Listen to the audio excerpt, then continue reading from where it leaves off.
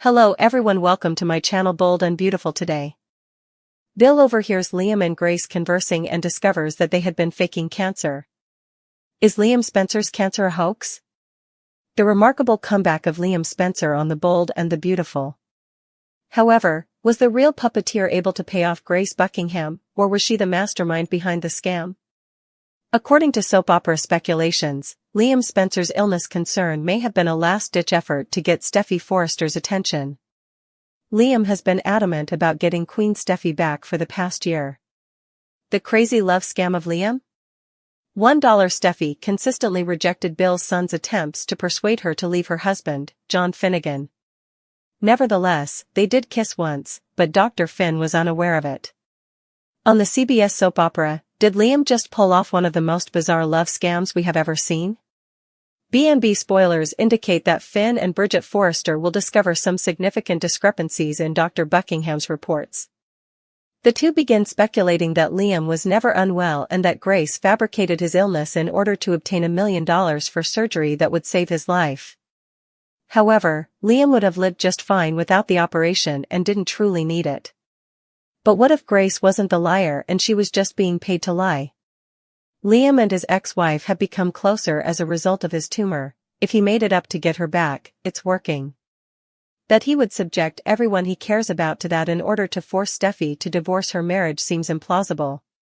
Regardless, Liam would have needed to hire Grace and pay her to fabricate his illness.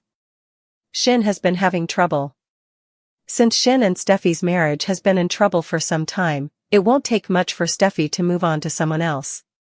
Finn and Steffy still have a lot of problems to resolve with Luna's passing, even if Liam weren't dying.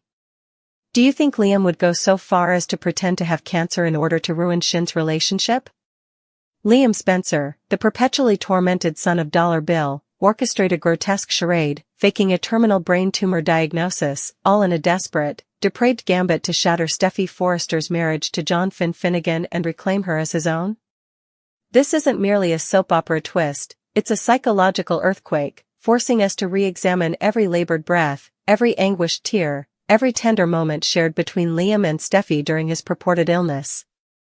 The narrative seeds are undeniably planted, Liam's miraculous recovery, coinciding perfectly with his renewed proximity to Steffy, the glaring inconsistencies Dr. Finn and Dr. Bridget Forrester unearth in the medical records provided by the enigmatic Dr. Grace Buckingham, the persistent, almost pathological, nature of Liam's pursuit of Steffy over the past year, despite her repeated rejections and marriage to Finn, and the chilling suggestion that Grace, whether as a willing mastermind or a well-compensated pawn, falsified $1 million diagnosis for a surgery Liam never actually needed. The central, horrifying question crystallizes: could Liam Spencer, a man defined by his waffling conscience and perceived moral compass, truly have weaponized the universal dread of cancer, subjecting his family, friends, and most painfully, the woman he claims to love, to unimaginable emotional torture, solely to manipulate her heart? The foundation of this disturbing theory rests on Liam's documented, relentless obsession. For months, he's been a specter haunting Steffy's marriage, whispering doubts about Finn, openly declaring his undying love, and even crossing a critical line with a stolen kiss, a secret betrayal Finn remains unaware of, but one that illuminates Liam's willingness to operate in the shadows. Steffy, despite moments of compassion for her ex-husband's plight, consistently shut down his advances, reinforcing the impenetrable fortress of her commitment to Finn and their family. Faced with this unwavering resistance, the theory posits that Liam, driven to desperate measures by an all-consuming need to possess Steffy, conceived a plan of monstrous audacity. What greater sympathy card exists than a terminal diagnosis? What more potent catalyst could force Steffy to re-evaluate her life, her priorities, and her marriage than the impending death of the father of her child, the man with whom she shares an undeniably deep, albeit fractured, history? His illness achieved precisely that. It demolished professional boundaries, drawing Steffy into his medical care as his advocate. It fostered moments of profound vulnerability and intimacy, rekindling old flames under the guise of shared tragedy, and it placed Finn in the impossible position of competing with a dying man for his own wife's emotional bandwidth. The cancer became the ultimate emotional blackmail, a weaponized vulnerability designed to crack the foundation of Shin. The practical execution of such a con, however, hinges entirely on the complicity of Dr. Grace Buckingham.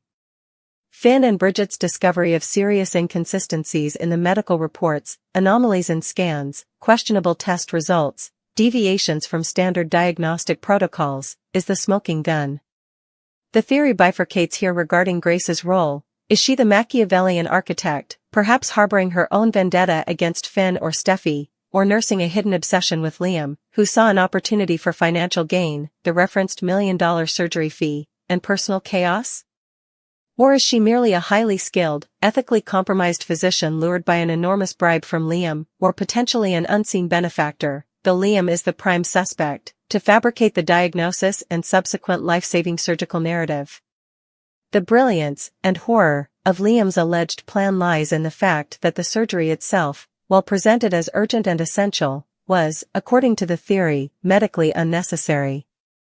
Liam would have survived without it, making the recovery less a miracle and more the inevitable outcome of a non-existent condition.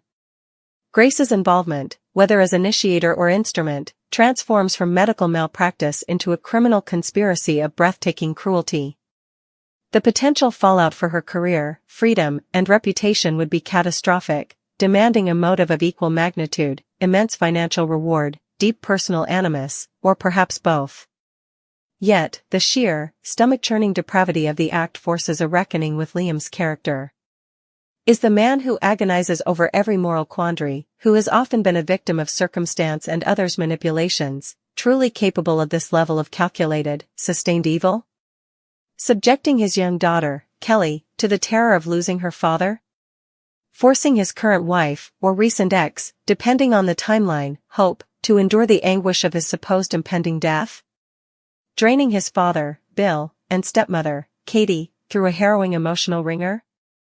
And, most crucially, inflicting profound psychological trauma on Steffi, exploiting her compassion and love, making her grieve for him while he perpetrated the ultimate lie? It seems cosmically disproportionate, even for a love as obsessive as Liam's for Steffi.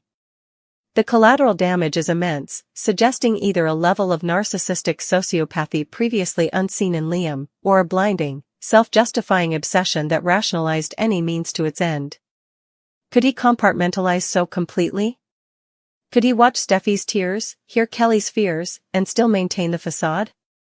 The psychological toll on the perpetrator of such a lie would be immense, demanding a terrifying detachment. Furthermore, the theory gains unsettling traction when viewed against the already crumbling edifice of Shin. Finn and Steffi's marriage has been weathering significant storms long before Liam's diagnosis. The unresolved trauma and guilt surrounding Luna's death cast a long, dark shadow, fostering resentment, miscommunication, and emotional distance. Liam's cancer didn't create these fissures, it exploited them mercilessly. It became the overwhelming crisis that diverted attention from their underlying problems while simultaneously straining their bond. Finn, struggling with his own grief and professional pressures, found himself sidelined in his wife's emotional life as she devoted herself to Liam's care. Steffi, grappling with impending loss and resurrected feelings, found solace in the familiar arms of her past, even if platonically in the moment. The theory posits that Liam, knowingly or intuitively, poured accelerant on these existing marital embers. Even if the cancer were real, the damage to Shin might have been done. But if it was fabricated, it becomes the masterstroke that pushed a vulnerable marriage to the brink, making Steffi emotionally available precisely when Liam miraculously returned to health, ready to offer the comfort and passion Finn seemed unable to provide amidst their shared struggles. Liam wouldn't need to engineer the entire collapse of Shin, just give it the final, devastating push at its weakest moment. Ultimately, the question, did Liam fake his cancer, transcends plot mechanics and delves into the darkest corners of soap opera psychology and morality. The evidence, while circumstantial, is compelling: the obsessive motive, the convenient timing of the illness and recovery, the damning medical inconsistencies, the established means through Grace Buckingham, and the observable impact on the vulnerable Shin marriage. Yet, the sheer monstrousness of the act challenges our fundamental understanding of Liam Spencer. If true, it signifies not just a desperate lover, but a character fundamentally broken, capable of inflicting profound, premeditated cruelty on everyone who loves him, especially Steffi. It transforms his love into a terrifying pathology. If false, it remains a testament to the show's ability to craft suspense so thick it chokes, forcing characters and audience alike to confront the unthinkable. Whether Grace Buckingham is revealed as the vengeful puppeteer or Liam's bought and paid-for accomplice, the fallout promises to be apocalyptic, shattering relationships, destroying reputations, and leaving an indelible stain on the lives it touched. The tumor might have been fake, but the trauma, the betrayal, and the shattered trust would be devastatingly real, forever altering the landscape of the bold and the beautiful. Did Liam Spencer stoop that low? The terrifying, tantalizing possibility hangs in the air, a malignant shadow over every past caress and future reunion, demanding an answer that could redefine depravity in Genoa City and Los Angeles. Because of Bill's error, Liam is not cured. Liam Spencer thinks his brain tumor has disappeared. However, it appears that Grace Buckingham, the decent doctor, is continuing the soap opera that her corrupt ex-husband started. The newborn daughter of Hope and Liam Spencer was stolen and subsequently sold by the notorious Dr. Reese Buckingham. Beth Spencer. The fact that Beth and her sister, Kelly Spencer, were at her father's bedside, as the audience observes, suggests a link to the Reese plot. Bill Spencer digitally gave her the $1 million that Grace requested. Viewers learned of her unidentified financial need from Grace's phone conversations with an unidentified individual, which led her to make that request. Is little Beth Spencer dead? Hope and Liam's foolish and disastrous so-called baby moon to an island off the coast of California was one of the darker plotlines in recent B&B history. They were stranded there when a storm hit, which allowed Reese to write into the show. Brady's character's propensity to gambling left him in debt to bookies. Therefore, he presented Hope and Liam with the body of a dead newborn and stated that Beth had died during childbirth. Beth was taken by Reese and sold to Taylor Hayes. Taylor trusted Reese because of their then-recent relationship and the narrative he told about Flo Fulton, who was later identified as a member of the Logan family, allegedly being unable to maintain her child. Flo was never pregnant and was Reese's girlfriend. Bowden's character agreed to the ruse and went on to become Wyatt Spencer's fiancée. In addition, Flo was abruptly removed from the series a few years after that plot point, which is still strange because her character had a lot of room to develop. Naturally, the main character Brooke's alter ego was written out of the show last year. Spencer, Bill was in dire need of redemption. Obtaining Luna Nozawa's pardon was a sincere gesture of kindness. Luna played into Bill's troubled upbringing, which is why he bonded with Poppy Nozawa's daughter. Luna didn't have a wonderful upbringing. She did, however, use that as justification to carry out a number of violent crimes, including the kidnapping and planned murder of Steffi Forrester Finnegan, as well as the murder of 2 other persons. After gaining her freedom, Luna shot Liam and Sheila Carter Sharp. Sheila and Liam stepped in to stop Luna from killing Steffi during the altercation at Bill's beach mansion. Therefore, Grace's unexpected assertion that Liam's tumor could be removed through an experimental procedure was accepted by Bill out of a desperate desire to experience redemption. The return of Liam Spencer's logic. Naturally, Liam is overjoyed to think that he has defeated cancer. That result is confirmed to be accurate by apparent medical scans. But given his medical background, Dr. John Finn Finnegan naturally has his doubts. As Liam appears to recuperate from the positive shock of this apparently successful operation, his thoughts will clear. As a number of elements come together this summer, the audience expects to see more daytime shoe dropping.